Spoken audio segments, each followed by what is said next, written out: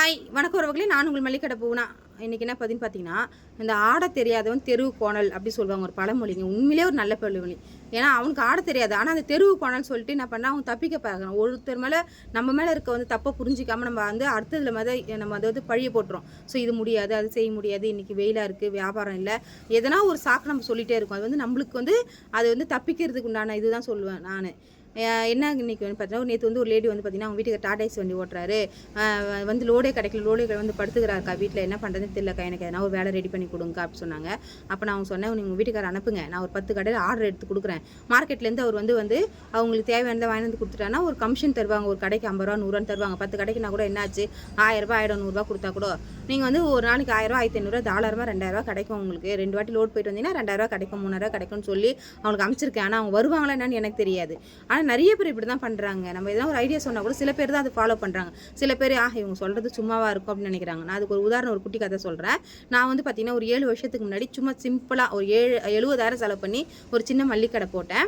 அது பக்கத்துலேயே பார்த்தீங்கன்னா கொஞ்சம் டெய்லி தேவையான மார்க்கெட்டுக்கு, ஏன்னா அது பொட்டி கடை மாரி தானே, அதனால் பார்த்தீங்கன்னா நம்மளுக்கு டெய்லி காய்கறிலாம் வாங்குவாங்க, வெங்காயம் தக்காளி இதெல்லாம். ஸோ அதனால் டெய்லி ஒன்று விட்டு ஒரு நாள் நான் மார்க்கெட் போயிட்டு கோயம்பேடு போயிட்டு வாங்கிட்டு சேல்ஸ் பண்ணிட்டு இருந்தேன். ஒரு 3500 4000 ரூபா தான் ஒரு நாளுக்கு கலெக்ஷனே எனக்கு வரும்.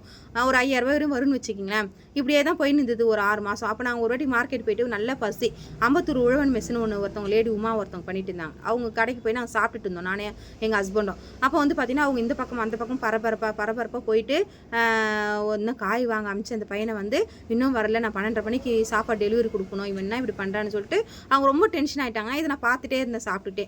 அப்போ தான் எனக்கு ஒரு மைண்டில் டக்குன்னு ஒரு யோசனை வந்துச்சு, பேசாமல் நம்ம இதுமாரி ஹோட்டலுங்களுக்கு நம்ம காய்கறி சப்ளை பண்ணால் என்ன, நம்மளே ஆர்டர் கேட்டு செய்யலாமே அப்படின்னு சொல்லிட்டு. ஆனால் அப்போ நாங்கள் கேட்கல. சரி அவங்கள்ட்ட காசு கொடுத்து நாங்கள் வீட்டுக்கு வந்துட்டு எங்கள் ஹஸ்பண்ட்கிட்ட டிஸ்கஸ் பண்ணாங்க, எங்கே நான் இதுமாதிரி பண்ணலான்னு இருக்கேங்க அப்படின்னு. ஆனால் எங்கள் ஹஸ்பண்டை ஃபஸ்ட்டு ஆரம்பத்தில் இதெல்லாம் சரிப்பட்டு வராது, அதெல்லாம் நிறைய குடைச்சல் கொடுப்பாங்க, காசு ஒழுங்காக தர மாட்டாங்க, நீ வேண்டாம் செய்ய வேண்டாம்னு எவ்வளோ சொன்னார். ஆனால் நான் கேட்கவே இல்லை, உண்மையிலே நான் கேட்கலங்க.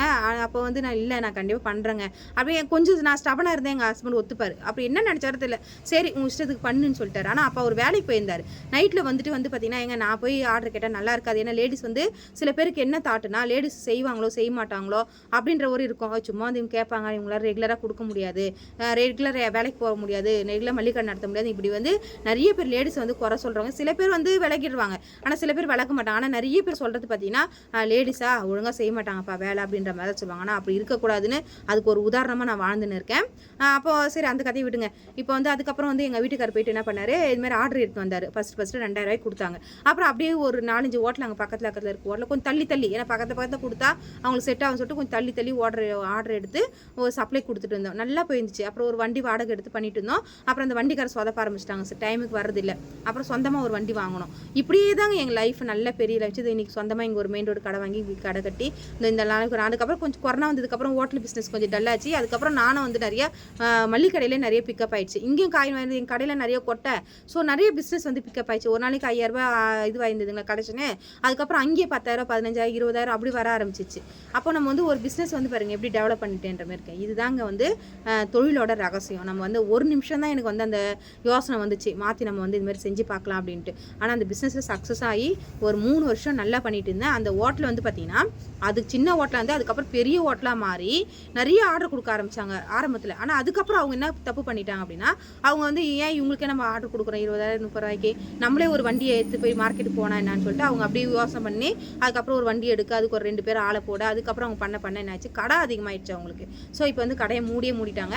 அவங்க எங்கே இருக்காங்கன்னா ஆளே அட்ரஸ் தெரியலங்க. ஆனால் எங்கள் வீட்டுக்காரர் ஒரு உதாரணம் சொல்வார் அதுக்கு. அந்த லேடி பாரு, எப்போ நம்ம பார்க்கும்போது சின்ன பொட்டி கடை மாதிரி வச்சுருந்தாங்க சின்னதாக ஒரு ஹோட்டலே, இப்போ பார்த்தா எவ்வளோ பெரிய ஹோட்டல் ஆக்கிட்டாங்கன்னு சொல்லிட்டு என்னை எப்போ பார்த்தாலும் தாழ்வாக பேசிட்டே இருப்பார். நான் சொல்வேன், நான் ஒரு கடை நடத்தினா கூட நான் பாருங்க நல்லா பண்ணிட்டு இருக்கேன்.